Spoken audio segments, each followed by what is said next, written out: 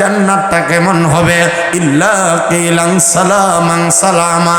আল্লাহ তাআলা বলেন সালাম ব্যতি রেখে শান্তি ব্যতীত অশান্তি জান্নাতে কিছু নাই, শুধুই শান্তি। শান্তি ব্যতি রেখে অশান্তি বলতে জান্নাতে কিছু নাই।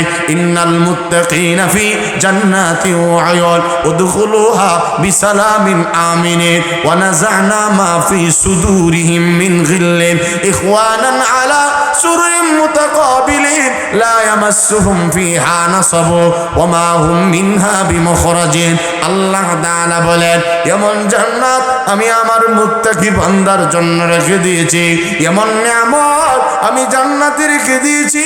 জান্নাতে যখন আমার কোন বান্দা প্রবেশ করবে, আমি আল্লাহ তাআলা নিজে রব্বুল আলামিন হইয়া সমস্ত জান্নাতীদেরকে আমি আল্লাহ নিজে সালাম দিব।